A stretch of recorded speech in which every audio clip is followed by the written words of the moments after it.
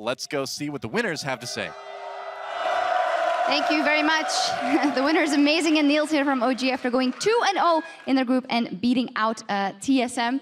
Amazing, of course, ex-player from TSM. Tell me about the strategy you guys played out, because it seemed to be very much catered to the way TSM likes to play. They just left LoL open, to be fair. You know, if you leave LoL open, you basically put yourself on a timer, and we just thought if we pick the better late game comp and they don't make too many plays early to mid game, we're gonna win the game, and that's basically what happened, I guess. And something that was the same from yesterday, the first lock-in for Kalista. We know you love that champion. Niels, do you think other AD carries may be undervaluing her at the moment? I mean, we're the only team that actually picks her in the first rotation. So, yeah, I would say that maybe they don't undervalue her, but we value her a lot more than them, maybe. I don't know who's right, but we like the champion. We make a lot of things happen with the champion. Mid can do a lot more because we have Kalista. Mm-hmm. So, yeah, it works for us. Definitely works for you guys. And then quickly on the Anivia, of course, you eliminated a couple of options that Bjergsen couldn't pick. Still, it is quite risky to me in Game 2 of the World Championship. Was it with the full support of the team? Yeah. Yeah, obviously, yeah. But explain. I mean, you mid laner, you know, practice against Forgen, so it's fine for us to pick it. But to be fair, Anivia is just an overall strong pick that most players don't play. And actually in Europe, only Nuke right now plays. And when we faced it, we kind of started to pick it up more and more and thought it was pretty good. And if a lot of blind pick options or like counter pick options are eliminated, like we did, then Anivia just becomes a high priority pick. Still quite risky. You guys have started working with Hermit for a couple of weeks now, even before the bootcamp. This kind of catering to a style to counter your opponent and not just going for your own comfort picks, that's something that mainly comes from him. And how is that going to help you in this tournament? I don't know who wants to take this one. He takes. I mean, we don't always go for something that is counterpick to the enemy. We try to get what jumps we like, and I mean, sure, we'll pick this jump because it's better against this champions over another one. But we generally try to just get the jumps that fit our comp the best. Like before the game, we try to make a team comp of 5 champions that fit together. 5? Yeah, 5. Cool. Not 2 or yeah. 3.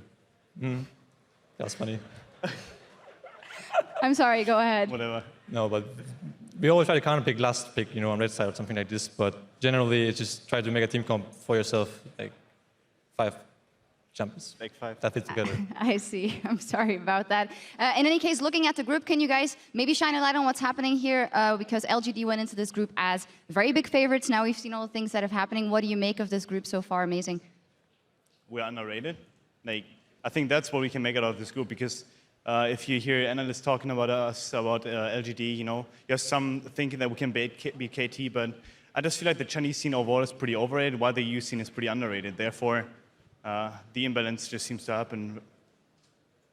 A lot is going to come out of that match versus KT as well tomorrow for you, you guys. Huge matchup. Niels, this is your very first World Championship. This is your very first split. It was in the LCS. How have you been experiencing the pressure? Because you don't seem to be affected by it at all.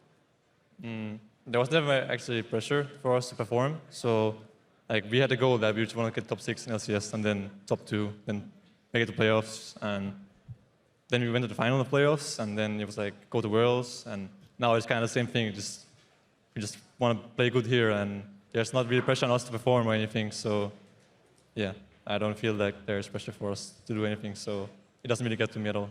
Okay, well, it shows. Congratulations. Fantastic 2-0 so far for Origen. Let's go back over to our guys at the desk. Thank you, Shocks. Origen there, 2-up over TSM handily. You know, they gave away their pick ban strategy there, though. Pick 5 champions that are happy together. I don't, you know, that... I feel like they may have doomed themselves for the rest. Well, now we definitely know that Renekton and Nasus will not be together in any of their team compositions, so no mixing of... Exactly. But let's be real. What about Graves' Twisted Fate, though? They kind of made up, though. As much as we know, we saw Anivia come out, as much as we know the Anivia was chosen for the increased damage to neutral monsters, I'm going to go ahead and hand the floor over to you guys, because maybe there's some other relevant things about her kit that we should discuss. I love this draft. I thought it was absolutely fantastic from Origen. They get the Kalista. They intentionally leave up Darius and Elise. Now, Dyrus doesn't have the broadest champion pool. We already saw that TSM banned Fiora. So what happens? The Darius pick comes out immediately. They prioritize it. But then Braum, Lulu, Anivia. There is no way Darius is doing anything in the late game. And the casters talked about it on the cast. TSM doesn't do anything as a team before 20 minutes generally. Anivia sits in the mid lane. They already got the dragons. I mean, we'll get into that in a minute, but this is such a perfect kiting composition against what TSM showed. And this also is my problem with Elise. Against compositions exactly like this. Compositions that do not walk towards you. Elise, what's she going to do? Flash Cocoon? There is nothing else this champion is adding to the composition. So I just don't understand why it gets such high priority, especially when they play things like Kalista. They're just so high mobility. I think it confuses me. It honestly does. I thought this was an amazing draft by Origen, but they also forced TSM into a hole where the last pick after the Anivia pretty much had to be Veigar or Victor. And then you're in a scaling war against TSM, and they have no hard engage to get onto an Anivia. I thought that was a brilliant pick, and the fact that no mid laner really has hard engage, so when you pick the Anivia in your last spot, he has some engage, right? I thought that would have actually been the better pivot, is to go with the Veigar, because then you also scale up alongside them. Maybe you can point and click and blow up Niels in late mid game, but we'll have to see. But that was something that they didn't go with. And that was an oversight by TSM. And this is a team that has a history of not adjusting to picks that come out of nowhere in the game. They didn't know what to do against the Anivia.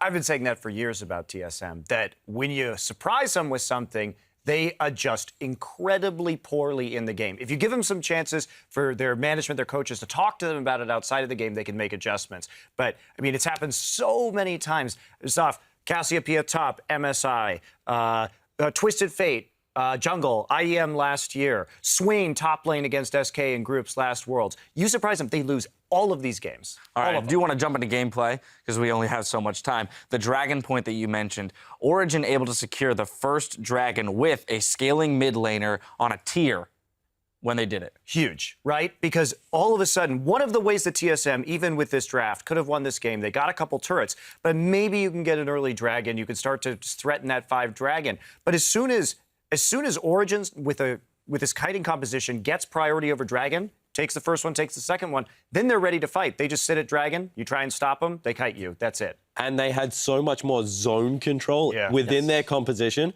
And Victor is good when he's coupled with something else, like Echo. We call it the Venn diagram comp where I am, when you can layer the circles over each other, which is, by himself, is just not enough because it isn't hard CC.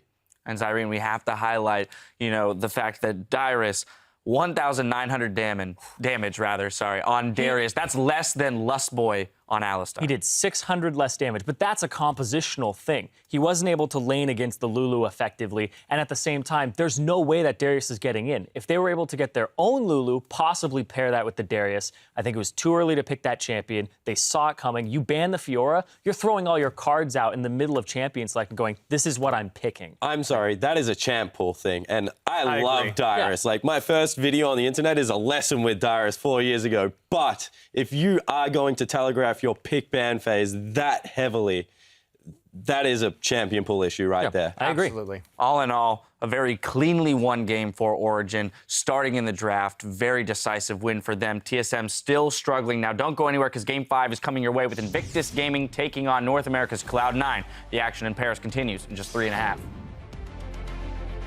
Play smart, make good decisions, and listen to one another. Control the pace. Yeah, control the pace, I guess. Knocks amazing over, saving that pulverized. Bjergsen coming from the side as well. Santorin lands a cocoon on the myth. He gets pulled out. So it gets immediately. pumped. A kill comes in. It's kills on each side. So far, though, 2 for 1.